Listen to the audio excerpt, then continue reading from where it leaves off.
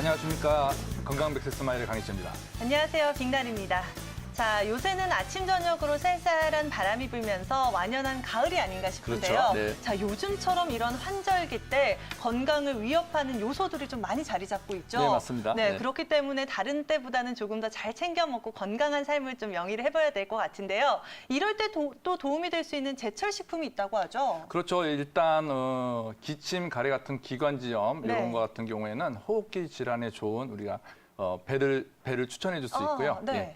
그리고 얼마 전에 이제 추석 명절이 끝났잖아요. 네. 이제 이렇게 피곤하거나 이게 스트레스 받는 경우에는 또 우리가 비타민이 보고라고 할 수 있는 또 귤이 좋다고 귤, 하죠. 네. 그리고 여성분들 같은 경우에는 이제 여성 호르몬이라든지 혹은 피부 관리에 좋은 석류가 또 좋다고 하죠. 오. 예, 이런 과일 같은 것만 있는 게 아니고요. 네. 우리가 요즘 한창 나고 있는 제철 음식 중에 하나인 대하 같은 경우에는 대하요. 칼슘 성분이 많기 때문에 이제 뼈 건강이라든지 혹은 면역성 향상에는 아주 좋은 도움이 됩니다. 네, 뭐 그때그때 나는 제철 식품이야말로 최고의 보약이다라는 말도 있잖아요. 네네, 맞습니다. 그렇기 네. 때문에 여러분들도 잘 참고하시면 좋겠지만 또 이가 건강해야 이런 식품들도 좀 맛있게 먹을 수 있잖아요. 예, 그럼요. 맞습니다. 오늘 저희 건강 백세 스마일과 함께 하신다면 온 가족이 치아 건강을 또 지키실 수 있고요. 1시간 동안에도 여러 가지 좋은 치아에 대한 정보를 여러분께서 가져가시기 바랍니다. 네, 여러분들 지금부터 1시간 동안 저희 건강백세 스마일 진행되니까요. 방송 보시는 중간중간 궁금한 점 생기실 때 무료 상담 가능합니다. 02-2000-4907번으로 많은 전화 부탁드리겠습니다. 자, 그럼 오늘 이야기 나눠볼 주제에 대해서 한번 화면으로 알아보도록 할까요? 충치나 별다른 잇몸 질환이 없는데도 찬 음식을 먹을 때마다 찌릿한 통증이 느껴진다면 과연 내 입속에선 무슨 일이 벌어진 건가요? 딱딱한 음식을 즐기거나 치아에 과도한 힘을 자주 가하거나 또 사람마다 갖고 있는 다양한 구강 습관에 의해 치아에 금이 생기는 치아 균열 증후군. 미세한 실금이라고 방치했다가 발치를 해야 하는 상황까지 맞이할 수 있다는 치아 균열 증후군에 대해 자세히 알아봅니다. 자, 오늘 건강 백세 스마일에서는 충치도 아니고 풍치도 아닌데 치아가 시리거나 이제 아픈 증상을 나타내는 치아 균열 증후군에 대해서 알아보기로 하고요. 그리고 턱뼈의 이상과 부종교합 때문에 생길 수 있는 여러 가지 문제점이라든지 이에 대한 진단, 그리고 치료 방법에 대해서 알아보는 시간을 갖도록 하겠습니다. 네, 그렇다면 또 도움 말씀 주실 원장님 만나봐야 될 것 같은데요. 임재수 원장님 화면으로 만나보시죠.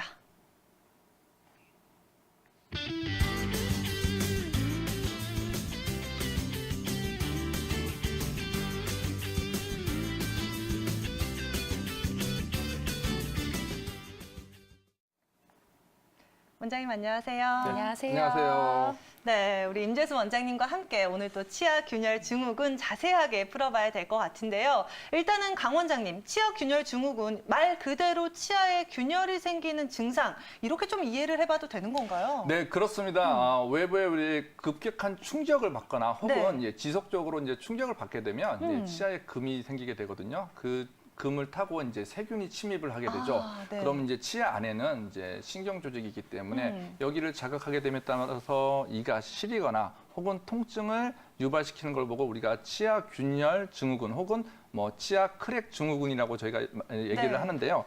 이제 문제는 이게 머리카락처럼 아주 가는 육안으로 확인하기 어렵거나 네. 엑스레이 상에서도 관찰이 안 되는 경우가 생길 수 있다는 게 어렵군요. 문제죠. 네. 일단은 뭐 증상명 자체는 조금은 생소하지만 우리나라 사람들에게 굉장히 많이 발생할 수 있는 증상인 맞습니다. 만큼 좀 미리 제대로 알고 예방할 필요가 있을 것 같은데요. 자, 오늘 지금부터 또 치아 균열 증후군 하나하나 파헤쳐 봐야 될 것 같아요. 우리 임재수 원장님, 일단 우리 시청자 여러분들께서 이해하기 쉽도록 뭐 사진이나 그림을 통해서 증상부터 자세하게 알아볼까요? 네.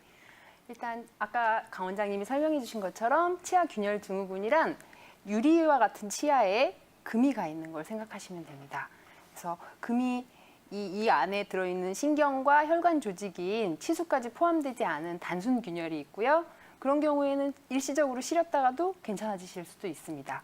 그리고 복잡 균열이라고 해서 그 신경과 혈관이 들어가 있는 치수 조직까지 금이 연결돼 있는 복합 균열의 경우가 있는데요. 이 경우에부터는 증상이 나타나게 됩니다. 그리고 이 균열이 치아의 뿌리 끝까지 연결된 경우에는 치아를 발치하게 되는 경우도 있습니다. 이러한 치아 균열 증후군의 일반적인 증상은 이 씹었을 때 이 균열 부분이 벌어지면서 깜짝 놀랄 정도로 날카로운 통증이 나타나게 됩니다. 주로 오징어나 김치와 같이 질긴 음식을 씹을 때 깜짝 놀랄 정도로 시큰한 증상이 나타났다가 없어지기도 하고요. 때로는 찬 것과 뜨거운 것 같이 온도 변화가 났을 때 시리기도 하고요. 주로 이 경우에는 찬 음식에 대해서 많이 시린 경우가 많습니다. 또 때때로는 단 걸 드셨을 때 갑자기 시큰한 증상을 보이기도 합니다. 네, 일단은 치아 균열 증후군 그림을 통해서 좀 자세하게 설명을 해주셨어요. 네, 맞습니다. 그 실제 치아 균열 증후군 같은 경우에는 우리가 이제 환자들이 방문했을 때 통증이 어떡하더라 하는 이런 양상만으로 아, 이게 치아 균열이다라고 판단하기는 사실은 굉장히 어렵죠, 임재수 원장님? 네, 이 환자분들이 묘사하는 증상의 양상부터가 굉장히 다양하기 때문에 네. 이것을 한 가지로 딱 정리하기가 힘듭니다. 그렇죠. 처음에 오셨을 때 시리다 이렇게 말씀하시는 분도 계시고 씹을 때 찌릿하다, 씹을 때 충치가 있는 것처럼 아프다, 우리하다, 찌릿하다 굉장히 다양한 표현을 하기 때문에 이 진단하기가 굉장히 어렵고요. 또 치아를 많이 썼기 때문에 치아가 점점점 금이 가는 거기 때문에 이러한 치아 균열 증후군의 호발 연령이 중년 이후입니다. 근데 중년 이후에 대부분은 잇몸병, 즉 치주 질환을 다 가지고 계시고요. 치아 우식증, 충치가 있는 경우도 많고요. 또 씹는 힘이 강한 분들은 치아의 가장 약한 치아 목 부분이 조금씩 깨져나가는 치아 마모증이 있을 수 있습니다. 그래서 이런 증상과 감별하기가 굉장히 어렵습니다. 그래서 이러한 원인들을 하나하나 치료를 해가면서 증상을 다 배제한 후에도 증상이 남아있을 때 치아 균열 증후군으로 진단할 수 있습니다. 제가 좋아하는 영국 방송에 그 드라마 중에 셜록 홈즈라는 게 있는데요. 네. 거기서 보면 한 가지를 딱 보고 홈즈가 여러 가지를 유출을 하고 거기서 배제를 착착착 해가면서 맞아요. 결론에 도달하는 걸 볼 수 있는데요. 이 치아 균열 증후군의 진단도 제 생각에는 홈즈의 추론하고 비슷하다고 생각을 합니다. 그래서 여러 가지 치아 우식증이나 치주 질환, 이 치아 마모 이런 부분의 증상을 다 해결했는데도 계속 증상이 남아있는 경우에 치아 균열로 진단할 수 있습니다. 네, 일단은 의심되는 증상 여러 가지를 좀 파악해 본 다음에 하나하나 배제하는 나가는 과정에서 치료 과정이 진행된다라고 설명을 해주셨는데요. 그렇다면 원장님, 이러한 증상을 일으키는 주요 원인들이 있을 것 같거든요. 이유들 어떤 것들이 있을까요? 이제 주로 저희는 부기능이라고 말을 하는데요. 부기능이라고 이갈이나 이를 악무는 습관이 있는 분들이 네. 있습니다. 그렇습니다. 네, 맞습니다. 저도 이제 힘들 네. 때는 이를 악물기도 맞아요. 하는데요. 네. 그러니까 다들 힘을 줄 때 이를 악문다고 하시잖아요. 뭔가 무거운 물건을 들거나 그런 습관이 있는 경우에 치아에 강한 힘, 보통 쓰는 힘의 굉장히 많은 2~3배에서 5배, 6배까지도 힘을 주기 때문에 그런 경우에 이가 많이 균열 증후군이 생기기도 하고요. 얼음을 앙앙앙 깨물어 드시거나 단단한 펜 끝을 앙앙 무시거나 하는 단단한 음식을 많이 씹어 드시는 습관을 가지신 분들은 자주 일어나게 되고요. 교합력이 특별히 강한 분들이 계시는데요. 그렇게 강한 교합력을 가지고 강하게 음식을 씹는 습관이 있는 경우에도 네, 치아 균열 증후군이 잘 생기게 됩니다. 또한 그 충치 치료를 하실 때 충치 범위가 너무 넓은 부위를 충치를 제거하고 치료를 하게 되면 남은 치아 부분이 조금밖에 안 남거든요. 그래서 그런 부분에 힘이 많이 가해지면 치아 균열이 일어나는 경우도 있습니다. 자, 그럼 그 치아 균열 증후군에 대해서 저희가 아까 그 말씀을 드렸는데 이게 참 재밌어요. 아까 말씀드렸던 대로 재밌는 증례를 오늘 준비를 해갖고 오셨다 그러는데 네. 한번 증례를 한번 알아볼까요? 네. 저희 병원에서 치료받으신 환자분의 경우에 대해서 제가 한번 가지고 와서 설명을 좀 드리겠습니다. 처음에 이제 환자분께서는 오른쪽 위아래가 너무 많이 시리다고 그런 증상을 가지고 내원하셨는데요. 임상 결과를 해본 결과 오른쪽 윗부분 작은 어금니, 그러니까 소구치라고 하는데요. 상악 소구치 부분이 이가 많이 파여 있으셨고요. 사진 보시면 아시겠지만 저 정도로 많이 파이시면 시리실 수밖에 없고요. 네, 그렇네요. 제가 주로 이제 설명을 드리는 게 이제 치아에 항아리 같이 생겼는데 네. 치아의 요 목 부분이라고 해당하는 잇몸과 치아 사이 부분은 강한 힘을 받으면 이 부분이 제일 약해요. 그래서 그렇죠, 조금씩 그렇죠. 네. 깨져나가서 도끼로 칵 찍은 것처럼 그 단면이 이렇게 세모나게 파이는데 저희는 이제 그걸 치경부 마모라고 하는데요. 그런 경우에 신경 끝이 이렇게 나와 있기 때문에 시린 증상이 계속 있으실 수 있습니다. 그래서 그게 원인일 가능성을 설명을 드렸고요. 또 사진을 자세히 보시면 잇몸이 약간 도넛처럼 이렇게 부풀어 있는 걸 보실 수 있는데요. 잇몸 증상 질환의 증상이시기 때문에 이제 마취를 좀 하시고 치경부 마모를 레진으로 충전하고 네, 잇몸 치료를 병행을 했습니다. 사진에 피가 좀 보이는 건 잇몸 치료를 좀 하셔서 피가 좀 나왔습니다. 네, 그렇군요. 네. 네. 그럼- 앞서서 설명을 해주셨듯이 우리가 치아 사례를 통해서 자세하게 그렇죠. 알아보고 네네. 있는데 일단은 원인이 되는 부분을 먼저 좀 파악한 다음에 치료를 해주셨다라고 이해를 해봐도 되는 건가요? 아, 네. 일단은 제가 가장 아까 말씀드린 네. 것과 같이 가장 원인이 된다고 생각했던 부분이 이제 치주 질환과 치경부 음. 마모였기 때문에 두 가지 질환을 치료를 했고요. 치료한 후에도 그런데 오른쪽 위가 찬물에는 덜 시린데 씹을 때 굉장히 많이 시리고 오. 찬 걸 씹을 때 특히 심해지신다고 다시 내원하셨습니다. 그래서 제가 의심되는 바로는 이제 말씀드린 것과 같이 치아 균열 증후군이 조금 의심이 된다고 설명을 드렸고요. 이제 치아 균열 증후군의 치료는 후에 말씀드리겠지만 신경 치료 후에 이제 크라운을 씌우는 치료를 설명을 드렸습니다. 이제 환자분께서 이제 일단 비용도 크고 갑작스럽게 일단 증상만 있을 뿐인데 조금 더 지켜보고 싶어 하셔서 간단하게 교합 조정을 하고 시린 증상을 좀 완화하기 위한 지각감이 처치를 하였습니다. 네, 첫 번째 치료 이후에 문제는 그 다음이 아닐까 싶은데 크라운 치료를 설명을 해주셨는데 실제 환자분의 사진을 좀 다시 한번 확인을 해볼까요? 네. 환자분의 경우에 이제 그 이후에도 계속 증상은 있으셨던 것 같고요. 네. 다시 이후에 이제 한 달 이내에 다시 내원하셨을 때는 아. 그 치아가 파절이 돼서 내원을 하셨습니다. 아이고. 근데 이제 이 환자분의 경우에 제가 이제 균열 증후군에 대해서 설명을 자세히 드렸기 때문에 이제 들어오시면서부터도 결국 금이 간 치아가 깨졌습니다 하면서 들어오셨고요. 그래서 이제 말씀드린 바와 같이 신경 치료 후에 그 신경 치료한 이는 약해지기 때문에 이제 씌워주기도 하거든요. 그리고 균열도 그렇죠. 이분은 워낙에 있으셨기 때문에 신경 치료 후에 안에 이제 단단한 보강제를 채우고 크라운 치료를 진행을 하였습니다. 네, 그렇다면 궁금한 게 이 환자분께서는 도대체 평소에 어떤 습관을 가졌기에 이렇게 치아에 균열이 나타났는지 알고 싶거든요. 원장님 어땠나요? 아, 네. 이 환자분의 경우에는 이제 40대 남자분이셨는데 네. 체격이 키가 굉장히 크셨고요. 오. 어깨도 넓고 키가 180 이상이시고 평상시에 이제 얼음이나 사탕을 많이 깨물어 드시는 분이셨습니다. 그래서 이렇게 아까 말씀드린 것처럼 단단한 것을 깨물어 먹는 습관이 치아 균열 증후군의 원인이 많이 될 수 있습니다. 이 환자분의 경우에는 다른 사진은 지금 보여드리지 않았지만 치아 곳곳이 조금씩 파절되어 있는 걸 관찰할 수 있었습니다. 네, 저도 이야기를 들어보니까 좀 걱정이 돼요. 그렇죠. 저도 아이스 커피 같은 거 마실 때 얼음 그렇죠. 깨먹는 습관이 사탕을 있거든요. 깨먹거나 그런 네, 게 충분히 조심을 원인이 좀 될 수 해야겠네요. 있죠. 그리고 아까 말씀드렸다시피 키가 180cm 이렇게 큰 덩치가 있으신 분들만 이 균열 증후군이 네. 생기는 건 아니고요. 이게 보통 이제 아주머니들이 방문하시면 생쌀을 씹어 먹는 걸 아. 좋아하더라, 누룽지를 먹는 걸 좋아하더라, 혹은 이제 또 옛날에 이런 분들 계실 겁니다. 어떤 분이요? 음료수를 이렇게 병뚜껑을 치아로 이렇게 따시는 걸 막 자랑 삼아 말씀하시는 분들은 자랑 삼아서 이렇게 얘기하시는 네, 분들이 그게 계실 자랑이 건데 아니었네요. 결국에는 그게 다 이제 치아를 망가뜨리는 행위가 되는 거죠. 아. 자, 그럼 또 다른 케이스를 네. 좀 한번 알아볼까요? 이제 저희 병원에 내원하신 다른 환자분 케이스를 설명을 드리겠습니다. 다른 환자분이시군요. 네. 이제 이분은 다른 병원에서 신경 치료를 하시고 이제 오랫동안 신경 치료한 치아를 씌워주지 않고 방치를 하셨다가 치아 균열이 일어나신 분이시고요. 치아 균열에서 조금 더 벗어나서 파절 정도까지 진행된 분이십니다. 오른쪽 아래 맨 뒤에 어금니셨는데요. 처음부터 균열이 발견되었기 때문에 제가 이거는 이제 균열선이 아까 말씀드린 것처럼 뿌리까지 연결되어 있을 가능성이 있고 균열이 크기 때문에 조금 이 부분은 발치하실 가능성도 있다 이렇게 설명을 드렸고요. 일단은 이 벌어진 부분이 더 진행되지 않게 씌워주시는 게 좋겠다 이렇게 설명을 드렸습니다.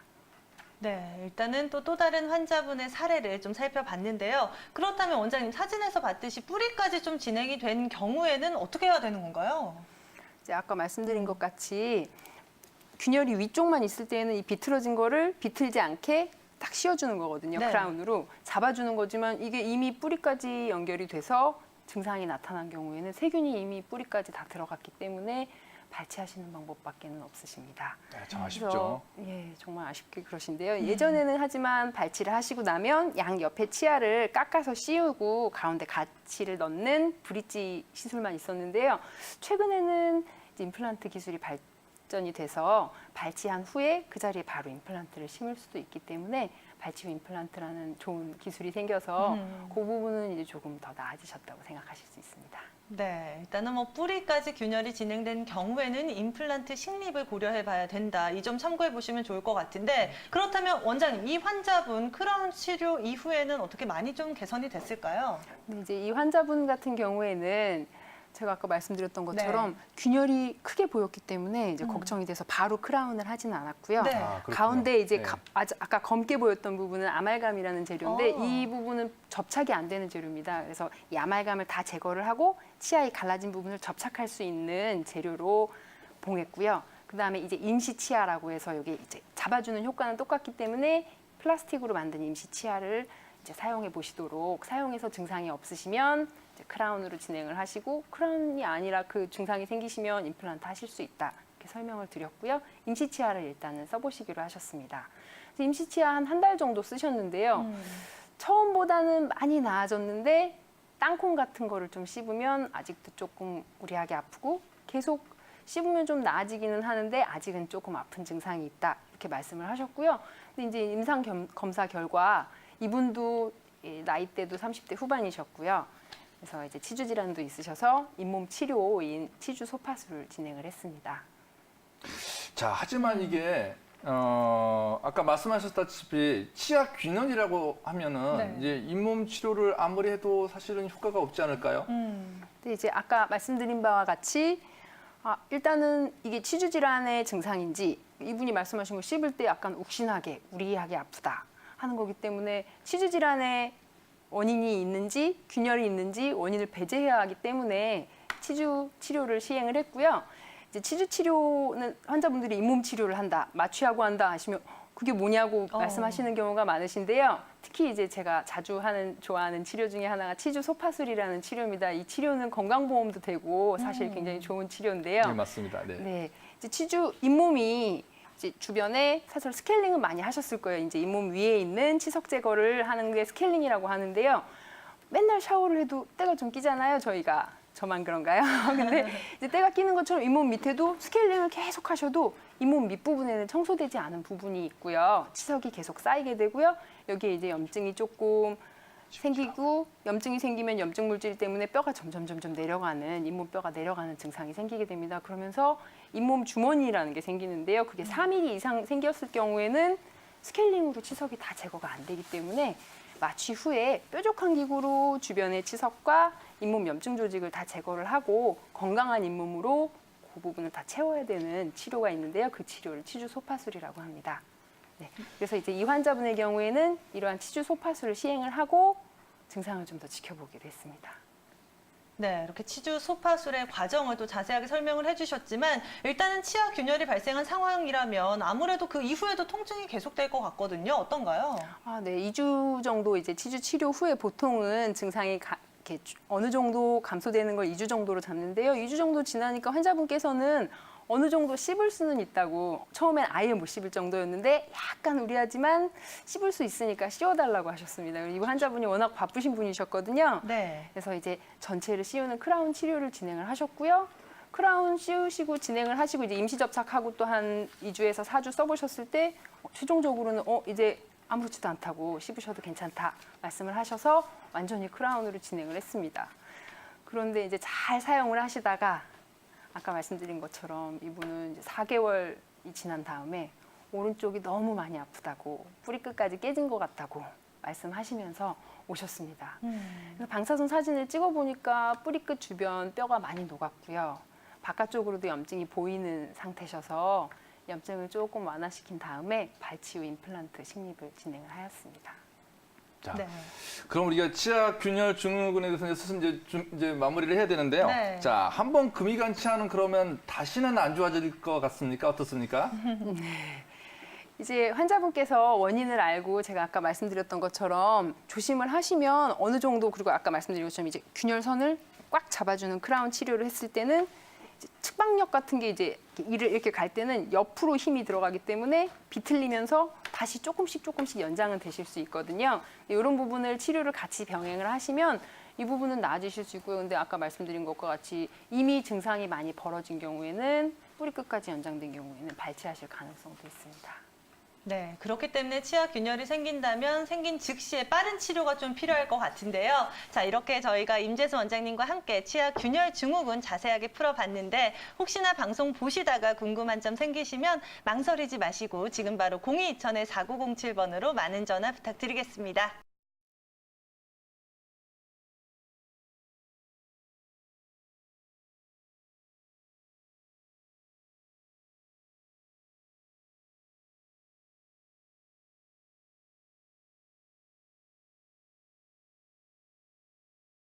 자, 그렇다면 지금부터 이제는 조금 더 쉽고 간단한 이야기 나눠봐야겠죠. 네네네. 우리 구강 건강, 치아 건강을 위해서 이런 것들 궁금하다. 우리 시청자 여러분들의 고민을 좀 풀어봐야 될 것 같아요. 네, 맞습니다. 네. 치아 끝부분 방향으로 칫솔질을 해야 된다. 그렇죠. 예, 네. 회전법이라고 저희가 회전법. 얘기를 하는데요. 네. 아까 이상민 원장님께서 말씀하셨다시피 이제 사실은 제대로 된 칫솔질만 잘 하신다면 치과에서 절반 사실 필요가 없습니다.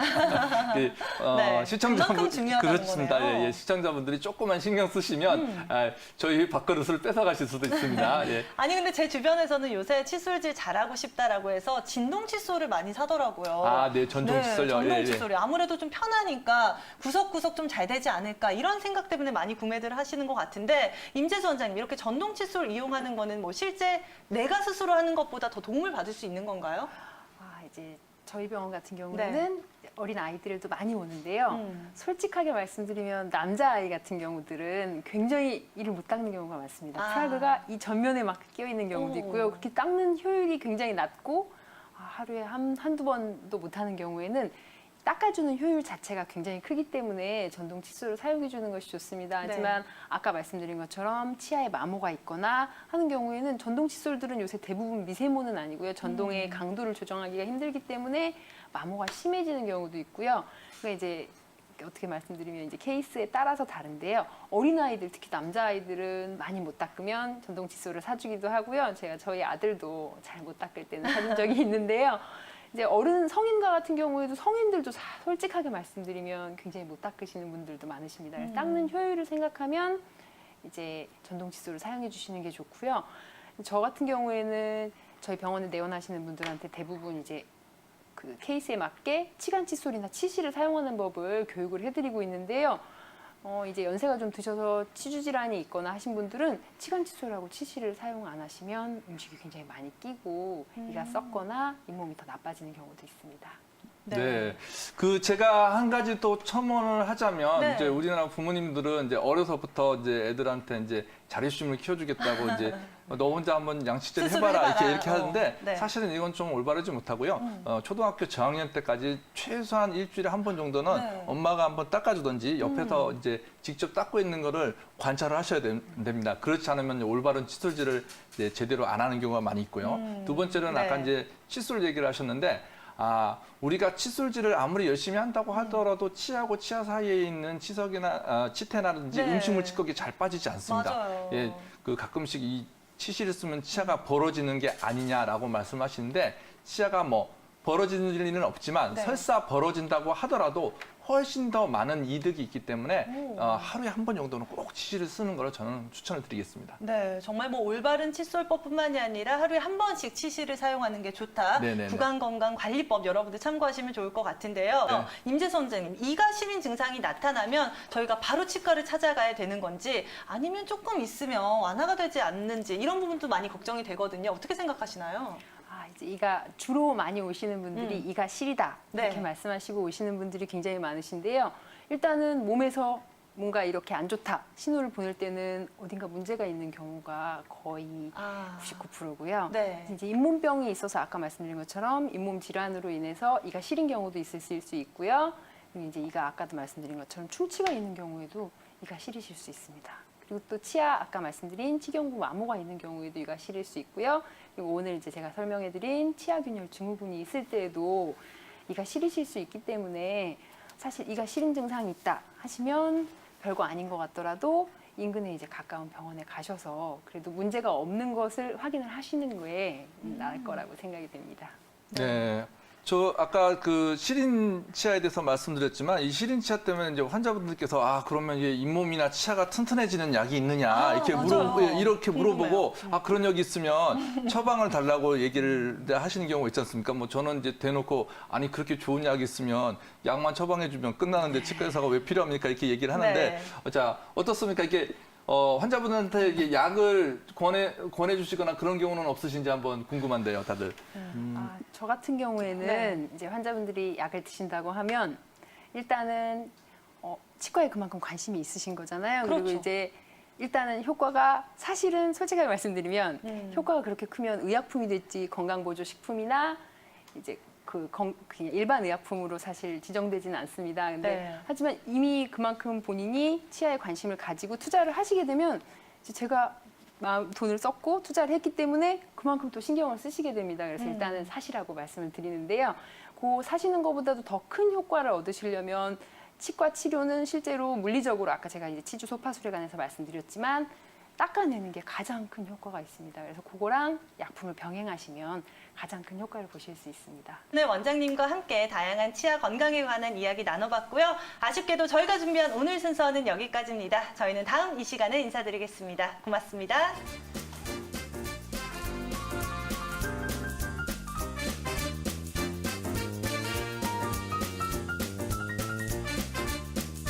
본 방송은 의료 정보에 대한 제공일 뿐 의료 정보에 대한 과시는 위험을 초래할 수 있고 모든 치료에는 부작용이 동반될 수 있습니다.